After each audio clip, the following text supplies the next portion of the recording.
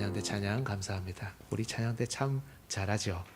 네, 너무 은혜롭고 영감이 있습니다. 찬양을 듣고 있는데 막 이렇게 앞으로 뭘 하면 좋겠다, 우리 교회 어떻게 하면 좋겠다, 막 이런 생각들이 자꾸 막 생기는 것 같아서 너무 감사합니다.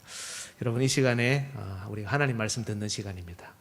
피곤하시지만 우리 다 같이 자리에 일어나셔서 하나님 말씀 듣겠습니다. 창세기 4장 1절에서 12절 말씀입니다. 몸이 불편하신 분들은 앉아 계셔도 좋습니다. 제가 봉독합니다. 하나님의 말씀을 잘 들으십시오. 아담이 그의 아내 하와와 동침하매 하와가 임신하여 가인을 낳고 이르되 내가 여호와로 말미암아 득남하였다 하니라. 그가 또 가인의 아우 아벨을 낳았는데 아벨은 양치는 자였고 가인은 농사하는 자였더라. 세월이 지난 후에 가인은 땅의 소산으로 제물을 삼아 여호와께 드렸고 아벨은 자기도 양의 첫 새끼와 그 기름으로 드렸더니 여호와께서 아벨과 그의 제물은 받으셨으나 가인과 그의 제물은 받지 아니하신지라. 가인이 몹시 분하여 안색이 변하니 여호와께서 가인에게 이르시되 내가 분하여 함은 어찌 됨이며 안색이 변함은 어찌 됨이냐. 내가 선을 행하면 어찌 낯을 들지 못하겠느냐. 선을 행하지 아니하면 죄가 문에 엎드려 있느니라. 죄가 너를 원하나 너는 죄를 다스릴지니라. 가인이 그의 아우 아벨에게 말하고 그들이 들에 있을 때에 가인이 그의 아우 아벨을 쳐 죽이니라. 여호와께서 가인에게 이르시되 내 아우 아벨이 어디 있느냐. 그가 이르되 내가 알지 못하나이다. 내가 내 아우를 지키는 자니이까. 이르시되 내가 무엇을 하였느냐. 내 아우의 핏소리가 땅에서부터 내게 호소하느니라. 땅이 그 입을 벌려 내 손에서부터 내 아우의 피를 받았은즉 내가 땅에서 저주를 받으리니 내가 밭을 갈아도 땅이 다시는 그 효력을 내게 주지 아니할 것이요 너는 땅에서 피하며 유리하는 자가 되리라. 아멘. 착석해 주십시오.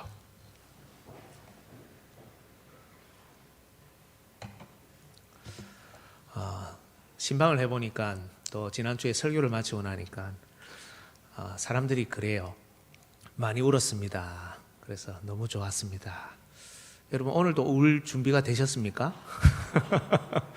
여러분, 울어주셔서 감사하고 같이 공감하고 동행해 주셔서 감사한데 울려고 오시면 안 됩니다. 저도 울려고 오는 것은 아닙니다. 네, 우리는 말씀 들으려고 왔습니다. 하나님의 음성을 듣기 위해 왔고 하나님 말씀에 집중하기 위해 왔습니다. 그 마음으로 오늘도 말씀과 함께 해주시면 감사하겠습니다. 오늘 본문은 그 유명한 가인이 아벨을 죽인 사건이죠. 세상에 있었던 첫 번째 살인이고 특히 이 살인은 동생을 죽인 반인륜적인 살인입니다. 그런데 공교롭게도 이 사건은 공식적으로 성경에 언급된 첫 제사, 첫 예배에서 비롯되었습니다. 하나님이 받으시는 예배를 드리지 못한 이 예배자 가인은 결국 동생을 잔인하게 죽이는 비극을 일으켰습니다. 여러분, 우리는 지난달부터 예배 순서에 변화를 주며 코로나 이후 다시금 예배를 회복해가는 예배 동행을 본격적으로 시작했습니다. 특히 지난 주일 오후 예배 때 우리는 라멕과 셋의 예배를 살피며 예배에 관한 성경의 가르침을 하나씩 살피기 시작했습니다. 여러분, 한 번의 예배 어떤 의미가 있을까요? 1년 52주, 그것도 매주 2번씩 드리는 예배, 1년에 104번의 공예배를 드리고 거기에 각종 기도의 모임, 많은 예배가 있죠. 온라인에는 우리가 언제든 드릴 수 있는 예배가 넘쳐납니다.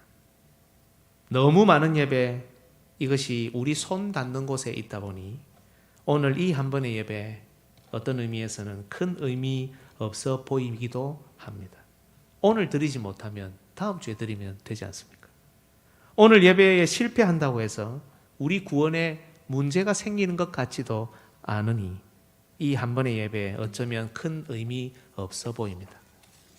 그러나 여러분, 가인은 한 번의 예배에 실패하여 문 앞에 엎드린 죄를 다스리지 못했습니다. 한 번의 예배 실패가 심지어 살인이라는 심각한 범죄로 이어질 수 있다는 것을 성경의 첫 예배는 우리에게 보여줍니다. 오늘 말씀을 통해 어떻게 해야 하나님이 받으실 만한 예배를 우리가 드릴 수 있는지, 또 우리는 때론 이 한 번의 예배에 종종 실패하기도 하는데 이때 우리는 어떻게 해야 하는지, 또 예배에 대해 우리가 어떤 자세를 가져야 하는지 살펴보도록 하겠습니다.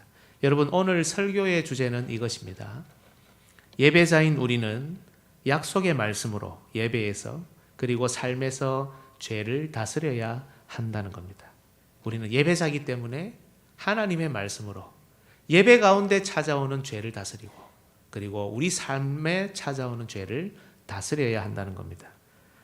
대지는 첫째, 죄를 다스리지 못한 예배 1절에서 5절, 둘째, 죄를 다스리지 못한 삶 5절에서 12절, 이 순서로 하나님의 말씀을 전하겠습니다. 첫째, 죄를 다스리지 못한, 죄에게 넘어간 예배입니다. 여러분, 우리는 종종 가인을 애당초 나쁜 놈, 처음부터 모든 게 엉망이었던 놈으로 인식하기를 주저하지 않습니다. 가인 하면 그 숨소리까지도 틀린 사람으로 생각하죠. 하지만 가인은 꽤 괜찮은 신앙인이었습니다. 아벨이라는 이름의 뜻은 호흡 혹은 공허라는 뜻을 가지고 있습니다. 그래서 아벨은 어쩌면 신체적으로 열악했을 가능성이 매우 컸지만 이 가정의 장자로 태어나 이 여자의 후손인 이 가인은 이 가정, 이 공동체의 기대주였습니다. 그래서 그들은 오늘 본문 1절에 보니까 내가 여호와로 말미암아 등남하였다 라고 노래했습니다. 어떤 아들을 낳으면 여호와로 말미암아 등남했다 하겠습니까? 특히 이걸 직역하면 내가 사람, 즉 여호와를 낳았다 이렇게 표현하거든요. 말이 안 되잖아요. 즉 이 가인은 여자의 후손으로 이들에게 구원을 가져다 줄 그런 하나님이 보내신 아들이다, 이런 고백을 그들이 했던 겁니다. 기대줍니다. 이 가인에게 그들의 운명이 달려 있었던 겁니다. 가인이 이 언약 공동체의 기대주였다는 것은 그가 농사하는 자라는 것에서도 엿볼 수 있습니다. 농사하는 자, 땅을 갈고 경작하는 자입니다. 그런데 이것은 하나님이 아담에게 주신 벌이었고 동시에 사명이었습니다. 창세기 3장 23절을 보십시오. 같이 읽겠습니다. 여호와 하나님이 동산에서 그를 내보내어 그의 근원이 된 땅을 갈게 하시니라. 여러분, 창세기 이 전반부에 보면 땅이라는 주제가 아주 재미있습니다. 처음에 하나님 창조하셨던 땅이 어땠습니까? 보기에도 좋고 먹기에도 좋은 그런 열매를 마음껏 내는 그런 좋은 땅이었죠. 근데 아담이 범죄를 딱 하니까, 그 죄 때문에 땅이 타락하니까 어떻게 되냐면 가시와 엉겅퀴를 내고 열심히 일하지 않으면 소산을 얻지 못하는 땅으로 바뀝니다. 그리고 지난 5회에도 살폈지만 가인이 그 다음 범죄를 저지르자 땅은 더 이상 가인에게 효력을 내지 않는 공간으로 바뀝니다. 아담이 타락하고 하나님이 아담에게 땅을 갈게 하시는 이것은 그래서 아담에게 주신 벌이기도 하지만 이 잘못되고 어그러진 땅을 갈고 경작함으로 잃어버린 것을 회복시켜 가는 그런 회복의 과정이었던 것입니다. 그죠? 즉 아버지의 뒤를 이어서 농사하는 자가 된 가인, 이 말은 그가 아버지의 사명을 이어받은 훌륭한 신앙인이었다는 것을 우리는 알게 됩니다. 가시덤불과 엉겅퀴를 내며 땀을 흘리게 하는 이 땅을 열심히 경작하는 사명자, 그리고 신앙인이었습니다. 신앙의 상속자, 하나님 심판에 순종하고 있죠. 인내하고 기도하며 땅에 소산을 내는 일꾼이죠. 가족과 공동체를 책임지는, 희생하는 사람이죠. 여자의 후손으로서 가지는 미래에 대한 소망이 가인의 삶에 녹아 있습니다. 가인은 우리가 함부로 욕할 그런 사람이 아닙니다, 여러분. 그런데 이 훌륭한 신앙인이 어찌된 일인지 제사에서 실패합니다. 예배에서 실패합니다. 농사하는 가인은 땅의 소산을 가지고 왔고, 양치는 아벨은 양의 첫 새끼와 기름을 제물로 가져왔습니다. 하지만 하나님께서는 가인의 제물을 받기를 거절하시고 아벨과 아벨의 제물만 받으셨습니다. 사실 여러분, 이 부분에 대해서는 해묵은 논쟁이 있습니다. 제물 때문이다. 아벨은 첫 새끼를 바치지 않았느냐. 가인이 그 재물이 연락 안 되는 거 보니 첫 소산이 아니었다. 저 나쁜 거 갖고 왔다. 저 나쁜 놈이다. 이렇게 하기도 하고요. 아니다. 재물의 종류 때문이 아니라 가인과 그 재물을 받지 않으시고 아벨과 그 재물을 받으셨으니 그에게 믿음이 있었냐 없었느냐 여기에 달린 거다. 아니다. 그의 삶이 어땠느냐 여기에 달린 거다. 감사가 있었다. 감사가 없었다. 오만 논쟁이 있습니다. 그런데 여러분 히브리서 기자는 분명 우리에게 이렇게 증거하죠. 믿음으로 아벨은 가인보다 더 나은 제사를 하나님께 드림으로 의로운 자라 하시는 증거를 얻었으니 하나님이 그 예물에 대하여 증언하십니다. 분명 이들의 제사가 비교됩니다. 믿음의 유무도 비교됩니다. 하나님께서 증언하시는 예물, 증언하지 않는 예물도 비교됩니다. 더 나은 제사, 제사의 모습과 방법도 비교됩니다. 의로운 아벨, 의롭지 못한 가인도 비교됩니다. 어느 한 부분이 문제가 아니라 제사와 관련된 전체 내용이 다 비교되고 있다는 말씀입니다. 그렇다면 가인이 첫 제사에 실패한 핵심적인 이유가 무엇입니까? 왜 가인의 제사는 모든 부분에서 아벨과 비교됩니까? 똑같은 사람이라는 점에서 똑같죠. 재물을 갖고 왔다는 것도 똑같습니다. 제사하는 모습도 똑같습니다. 공간도 똑같습니다. 그런데 왜 비교되고 있습니까? 여러분, 이 예배에서 하나님께서 가인에게 원하셨던 것은 양의 첫 새끼와 기름으로 제사를 드리는 아벨 뒤에 서는 겁니다. 곡식 제사 자체가 잘못된 것이 아닙니다. 하나님은 곡식도 받으시고 레위기에 따르면 이걸 소제라고 하죠. 하나님은 양도 받으십니다. 레위기에 따르면 번제라고 하죠. 하지만 성경에 나오는 모든 제사는 여러분 반드시 속죄의 원리, 피의 원리에서 출발합니다. 그래서 소제의 경우를 보면 항상 그 앞에 반드시 피의 제사, 번제를 필요로 합니다. 성경을 잘 읽어보면 알 수 있습니다.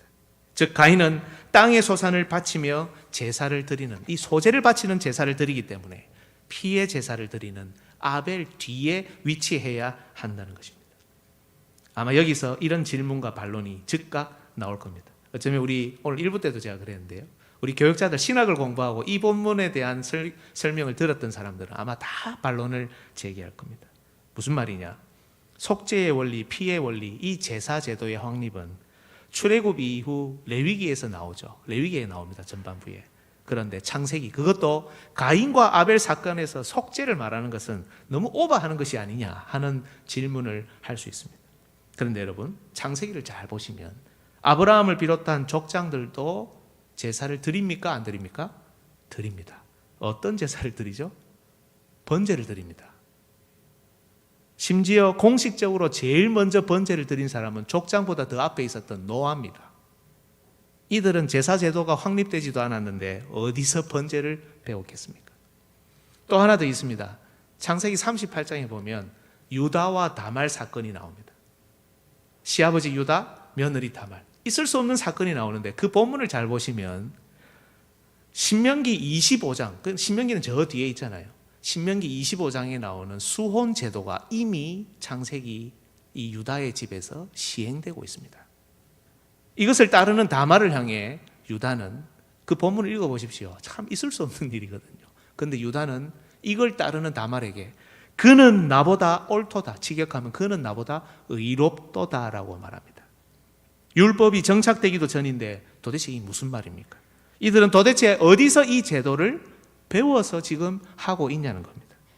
분명 출애굽 이후 레위기에 가서야 율법이 정착되는 것은 사실이지만 하나님께서는 이미 이들에게 우리는 어떤 방식인지 모릅니다. 그러나 이들에게 이런 제도와 규례를 알려주셨다는 것을 알 수 있습니다. 그러니 노아 그리고 족장들이 바친 번제를 하나님께서 받으신 것이죠. 가인과 아벨의 제사도 마찬가지입니다. 이들도 어디서 배웠는지 제사를 지내고 있습니다. 그죠? 그리고 이 제사는 분명 속죄의 원리가 적용되어야 합니다. 왜냐하면 하나님께서 이미 속죄의 원리를 가르쳐 주셨기 때문입니다. 여러분, 눈을 앞으로 돌려 창세기 3장 21절을 한번 보십시오. 화면에도 있습니다. 같이 한번 읽겠습니다. 시작. 여호와 하나님이 아담과 그의 아내를 위하여 가죽옷을 지어 입히시니라. 가죽옷은 동물을 죽여야 얻을 수 있는 겁니다. 예, 죽어야 하는 사람은 아담과 하와인데 죄를 지은 하나님은 그들을 죽이지 않으시고 동물을 죽이셔서 그들 대신에 누군가가 죽으면 살아날 수 있고 수치가 가려질 수 있다는 것을 보여주셨죠. 예, 곡식 드리는 가인은 번제를 드리는 아벨 뒤에 서야 합니다. 왜냐하면 동생 아벨이 속죄의 제사를 먼저 드려야 하기 때문입니다. 그런데 가인은 지금 본문을 보시면 아벨 앞에 서 있습니다. 2절을 한번 보십시오. 여러분 이 부분이 참 재미있는데요. 2절, 3절, 4절 제가 읽어보겠습니다. 그가 또 가인의 아우 아벨을 낳았는데 1절에 보면 가인을 낳았다 돼 있죠. 그 다음에 아벨을 낳았다라고 순서가 이렇게 나옵니다. 아벨을 낳았는데 아벨은 양치는 자였고 가인은 농사하는 자였더라. 직업을 말하는 것 같지만 제사 드리는 제물이 어떻게 형성되는지를 보여주죠. 가인을 낳았고 아벨을 낳았다 돼 있으면 순서상 가인은 농사하는 자고 아벨은 양치는 자다라고 해야 옳습니다. 그런데 가인을 낳고 아벨을 낳았다 해놓고 제물을 말할 때 아벨은 양치는 자였고 가인은 농사하는 자였다라고 의도적으로 그렇게 기록하고 있습니다. 먼저 서야 되는 사람은 아벨이라는 말입니다. 그런데 3절 세월이 지난 후에 가인은 땅의 소산으로 제물을 삼아 여호와께 드렸고 아벨은 자기도 양의 첫 새끼와 그 기름으로 드렸더니 여호와께서 아벨과 그의 제물은 받으셨으나 어떻게 되어 있습니까? 가인이 먼저 제사를 드립니다. 여러분 다른 일에는 장자인 가인이 우선되어야 합니다. 농사하는 일 아벨이 아니라 가인이 해야 합니다. 아버지가 받은 사명이잖아요. 가인이 해야 됩니다. 가인이 장자요 기대주니까 말입니다. 하지만 적어도 제사에 있어서 가인은 반드시 양의 첫 새끼를 바치고 피의 제사를 드리는 아벨 뒤에 서야 합니다. 하지만 가인은 하나님의 방법, 하나님 말씀의 원리가 아니라 자기의 권위, 자기의 노력, 그간 해왔던 자기의 희생, 자기의 공로, 자기 생각과 방법을 들고 피의 원리보다 앞서 하나님께 나아갔던 겁니다. 어쩌면 가인은 모든 면에서 자신보다 뒤떨어진 아벨 뒤에 서는 것 불합리하다고 생각했는지 모릅니다. 하나님이 안 받으실 것 같다고 생각했는지 모릅니다. 그러나 여러분 잘 생각해보면 사실 아벨 뒤에 서는 게 아니라 가인이든 아벨이든 모두 제사를 드리는 예배 드리는 이 사람들 모두 피의 원리, 속죄의 원리 아래에 자신을 두는 것이고 하나님의 말씀에 스스로를 복종하게 하는 건데 가인은 그걸 아벨 뒤에 서는 걸로 이해했던 겁니다. 하나님이 이렇게 말씀하시죠. 가인아, 네가 고생하고 네가 희생하고 그가 노력해왔던 것 내가 안다. 하지만 너는 내가 제시한 이 방법을 따라 너보다 약하고 너보다 볼품없고 권위에도 못 미치는 저런 아이 뒤에 설 수 있겠느냐? 피의 원리 뒤에 설 수 있겠느냐? 속죄의 원리를 수행할 은사와 직분을 내가 저 아이에게 허락했다는 것을 인정할 수 있겠느냐? 여러분, 가인이 예배에 실패한 이유가 무엇입니까? 하나님의 방법을 따르지 않아서입니다. 하나님의 원하시는 방법이 아닌 자기 생각대로 제사를 드리자 그간 가지고 있었던 믿음, 제물, 제사 방법, 심지어 그 자신도 모두 하나님께 받아들여지지 못했던 겁니다. 여러분, 가인은 자기에게 장자권을 하나님이 주신 것을 믿었습니다. 그리고 그것을 수행할 능력과 희생의 마음을 주신 것은 믿었습니다. 그러나 자신의 연약한 형제 아벨에게 딱 하나, 다른 거 다 나에게 주신 거 다 믿었는데 아벨에게 딱 하나 자신보다 먼저 피의 원리, 속죄의 원리를 수행하게 하신 것은 믿지 못한 겁니다. 하나님께서 자신을 예배자로 부르신 것은 믿어도 동일한 하나님께서 지금 아벨을 예배자로 부르셨고 그에게 이런 은사와 직분을 주셨다는 것 믿지 못했습니다. 그가 때론 형제의 뒤에 서야 하며 또 설 수도 있다는 것을 인정하지 못한 이것을 성경은 교만이라고 부릅니다. 하나님의 방법, 하나님의 원리를 신뢰하지 못하는 불순종입니다. 가인은 이 죄를 다스리지 못해 예배에 실패했습니다. 그는 결국 하나님을 믿고 신뢰하지 못한 실패한 예배자가 되었던 겁니다. 여러분, 우리 역시 예배의 실패를 이런저런 이유로 자주 경험합니다. 제가 볼 때는 가끔이 아니라 자주 경험합니다. 여러 이유가 있겠지만 여러 이유 중에 하나가 저는 바로 이것이라고 믿습니다. 우리가 가지고 있는 교만과 불순종, 이 죄를 다스리지 못해서입니다. 우리에게 은혜를 주시고 은사와 직분을 주신 것은 믿지만 다른 형제에게도 은혜를 주시고 내가 싫어하는 저 형제 자매에게, 내가 정말 나랑 사이가 안 좋은 저 형제 자매에게도 하나님이 은혜를 주시고 은사와 직분을 주셨다는 것은 믿지 못하겠다는 겁니다. 하나님께서 나에게 주신 은사와 직분을 통해 바로 이 부분에 있어서는 우리가 다른 사람을 먼저 섬기고 인도할 때가 분명 있을 겁니다. 그때는 해야 됩니다. 하지만 반대로 하나님께서 다른 형제 자매에게 주신 적절한 은사와 직분을 통해 이 부분이 아니라 저 부분에 있어서는 그들이 나를 섬기고 그들이 나를 인도할 때가 있다는 것을 인정할 수 있어야 한다는 겁니다. 때론 우리가 연약한 자들 뒤에 설 때도 있다는 것을 여러분, 알겠다가 아니고 그걸 믿어야 한다는 겁니다. 이것이 하나님의 말씀이요 하나님의 방법입니다. 여러분, 좀 더 직접적으로 적용해 볼까요? 우리는 서로 예의를 갖춰야 됩니다. 존중해야 하고요, 서로 인정해야 합니다. 서로 대화하고 의논하고 토의해야 합니다. 근데 이게 우리의 인성과 관련되어 있기 때문이 아닙니다. 이게 우리의 인격 문제여서가 아닙니다. 이건 여러분, 믿음의 문제고 예배의 문제입니다. 예수님께서 이렇게 말씀하신 적이 있습니다. 그러므로 예물을 제단에 드리려다가 거기서 내 형제에게 원망 들을 만한 일이 있는 것이 생각나거든 예물을 제단 앞에 두고 먼저 가서 형제와 화목하고 그 후에 와서 예배를 드리라. 예배 드리다가 갑자기 생각나면 예배 잠시 중단하고 가서 막 해결하고 이런 정도가 아니죠, 여러분. 여러분 생각해 보십시오. 여기 제가 있습니다. 오늘 또 우리 장로님 여기서 기도하셨으니 여기에 이 장로님 계십니다. 제가 있습니다. 그런데 이렇게 한번 예를 들어 봅시다. 만약 여러분들이 이 자리에 서는 자들과 문제가 있고 또 그 문제가 해결되지 못하면 예배 중에 어떤 일이 일어나겠습니까? 여러분 중에 저를 너무 싫어하는 사람이 있는데 예배 중에 어떤 일이 일어나겠습니까? 제가 여러분 중에 누군가를 정말 싫어하는데 예배 중에 어떤 일이 일어나겠습니까? 너나 잘하세요. 너나 기도하세요. 여러분, 우리가 화내지 않아야 하고 분내지 않아야 하고 모든 일에 원망과 시비가 없이 해야 하고 할 수 있거든 모든 사람과 더불어 화평해야 하는 이유가 무엇이냐? 인격 문제여서가 아니라 우리의 예배가 서로 막히지 않기 위해서입니다. 여러분, 오늘 뒤에 있는 가정 예배, 목장 예배 교환 마지막 질문에 한번 대답해 보십시오. 여러분, 우리는 하나님의 방법을 신뢰해야 합니다. 하나님께서 우리 생각과는 다른 방법으로 우리를 인도하실 수 있다는 것을 인정해야 합니다.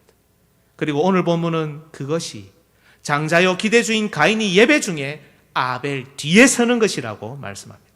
그리고 이제 우리는 이 예배에서 아벨 뒤에 서지 못해 실패한 가인이 삶에서도 실패하는 모습을 만납니다. 둘째, 죄를 다스리지 못한 삶입니다. 자신이 하나님께 받아들여지지 않자 가인은 분노합니다. 그 분노는 하나님과 아벨을 동시에 향하고 있습니다. 그의 안색은 변했고 그래서 그는 분하여 고개를 들지 못합니다. 하나님은 이런 그의 심중을 꿰뚫어 보셨습니다. 죄를 품고 있습니다. 분을 품고 있습니다. 안색이 변했습니다. 하나님이 곧장 멸하셔도 되는데, 그러나 하나님은 교만과 불순종을 품고 있는 그에게 오래 참으시면서 말씀하십니다. 6절과 7절입니다. 한번 읽겠습니다. 여호와께서 가인에게 이르시되 내가 분하여 함은 어찌 됨이며 안색이 변함은 어찌 됨이냐. 내가 선을 행하면 어찌 낯을 들지 못하겠느냐. 선을 행하지 아니하면 죄가 문에 엎드려 있느니라. 죄가 너를 원하나 너는 죄를 다스릴지니라. 하나님께서는 가인에게 제사에서 선을 행하지 않았다고 말씀하시죠. 그리고 가인에게 죄에 대한 경종을 울려주십니다. 여러분, 이 자체가 은혜입니다. 바로 내치셔도 되잖아요. 이 정도 나쁜 생각을 갖고 있으면. 그런데 하나님이 계속 기회를 주시는 겁니다. 죄가 네 문 앞에 엎드려 있다. 그 죄가 너를 원하지만 너는 그 죄를 다스려야 한다, 가인아. 여러분, 사실 이 표현은 그냥 스쳐 지나가기 쉽지만 정말 놀라운 표현입니다. 타락한 인간이 죄를 다스릴 수 있습니까? 예배에 실패한 인간이 죄를 다스린다고요? 이미 마음속에 형제를 향한 분노가 있는 사람, 교회를 향한, 공동체를 향한 분노가 있는 사람이 주 예수 그리스도를 향한 분노가 일어난 신자가, 안색을 바꾸어 버린 신자가 죄를 다스릴 수 있다고요? 예, 여러분, 우리는 우리의 능력으로는 죄를 다스릴 수 없습니다.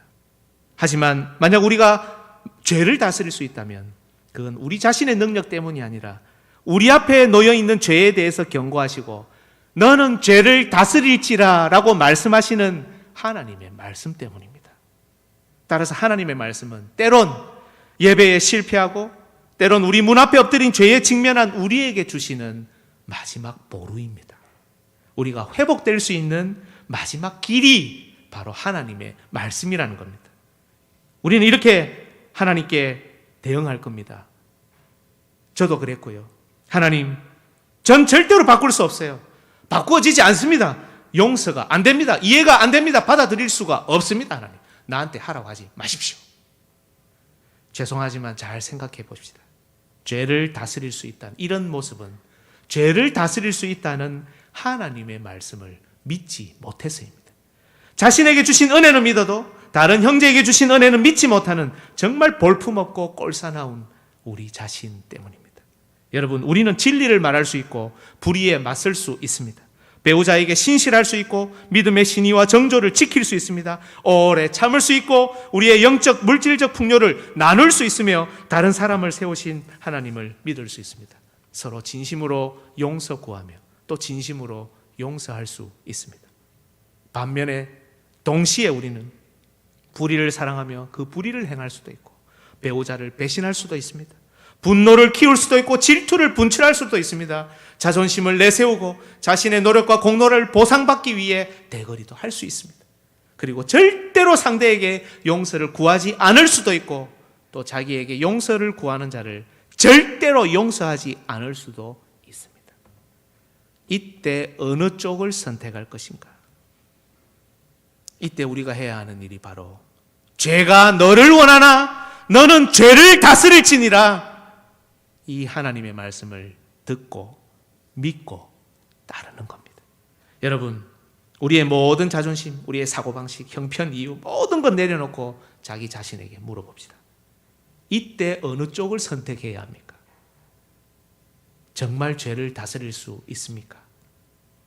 용서하면, 하나님 말씀을 받아들이면, 그래서 아벨 뒤에 서면 분명 자존심 상하고 분하고 또 분하지만 으아, 나에게 왜 이런 일들이 일어나는 거예요? 하나님 왜 나에게만 이렇게 하시는 겁니까? 분이 일어나지만 이를 원하시고 이를 명하신 하나님께서 그 결과까지도 책임지실 거라는 믿음 우리에게 있냐는 것을 제가 지금 묻고 있는 겁니다. 그런데 이 순간 가인은 어떻게 합니까? 예배에 실패하고 하나님보다 자신을 더 신뢰한 가인은 이번에 더 큰 실패로 나아갑니다. 8절, 가인이 그의 아우 아벨에게 말하고 그들이 들에 있을 때에 가인이 그의 아우 아벨을 쳐 죽이니라. 가인은 들에서 아벨을 때려서 죽였습니다. 단 한마디의 요약이지만 이것은 실수나 우발적인 범죄가 아니라 아주 계획적이고 악한 범죄입니다. 여러분 나중에 집에 가셔서 한번 읽어보십시오. 신명기 21장 22장에 보면 들에서 피살된 죽임을 당한 시체를 처리하는 규례가 나오고 22장에는 들에서 강간을 당한 여인을 처리하는 규례가 나옵니다.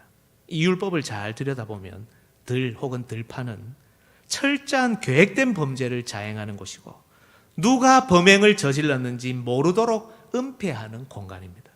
즉 가인은 자신의 범죄를 은폐할 목적을 가지고 아벨을 들판으로 유인하고 살인을 실행에 옮겼습니다.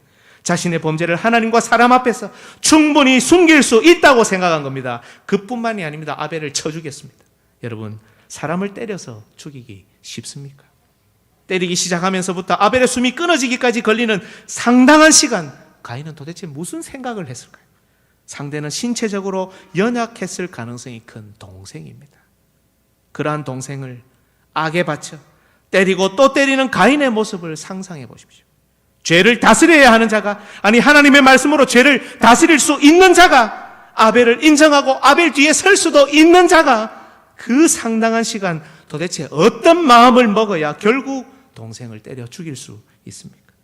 철저하게 악으로 무장하고 또 무장하고 심지어는 하나님을 속일 수 있다고 믿으며 철저하게 계획하고 예행 연습하고 또 준비하여 머리 끝까지 찬 그 분노를 무기 삼아 강하게 또 강하게 내려치고 또 내려쳐야 일어나는 일입니다.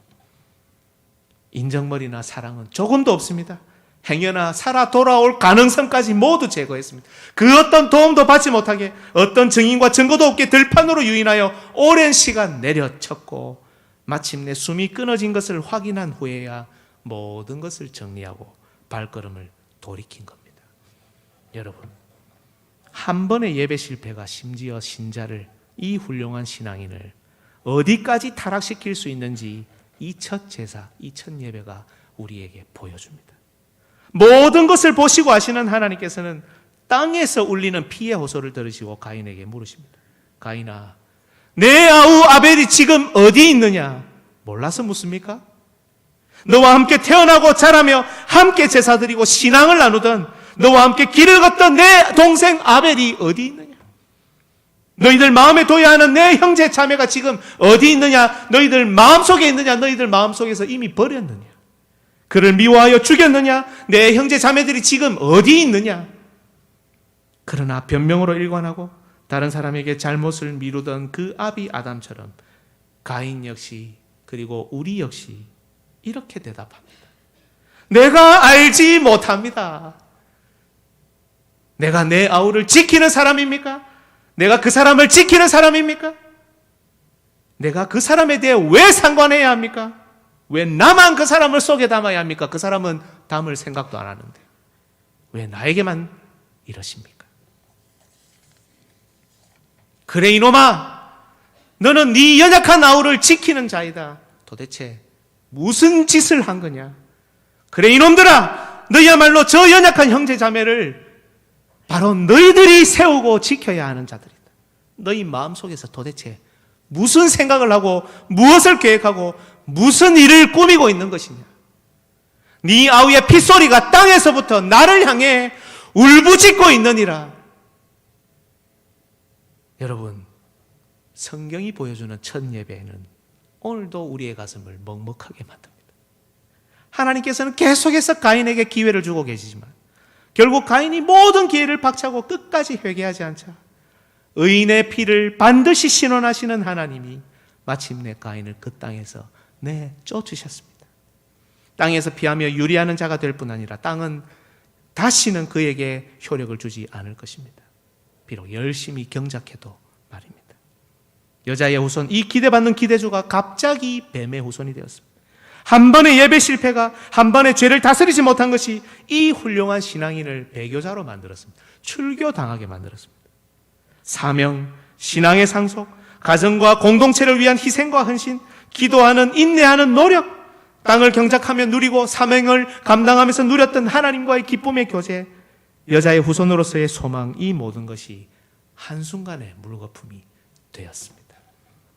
여러분, 우리 예수님께서 이 땅에 오셔서 제사와 율법을 완성하셨을 때도 똑같은 일이 반복되었습니다. 역사는 반복됩니다. 오늘날에도 말입니다. 예수님은 영원한 대제사장으로 오셨지만 먼저 장자로 세워졌던 유대 제사장들은 이 제사장을 인정하지 않았습니다. 예수님이 거룩하고 흠없는 제사 제물로 친히 자신을 바치기 위해 오셨지만 이 유대인들은 여전히 양과 소를 바치며 이걸 거부했습니다. 예수님이 성전된 자기 육체를 드려 피를 뿌려 속죄를 완성하셨지만 이 장자들은 그 뒤에 십자가 뒤에 십자가 아래로 오는 것을 거부했습니다. 자신들의 노력, 자신들의 해석, 자신들의 공로는 믿었고 짐승에 의한 속죄는 믿었지만 예수 그리스도께서 단번에 그리고 영원히 완성하신 이 속죄는 안 믿었습니다. 받아들이지 않았습니다.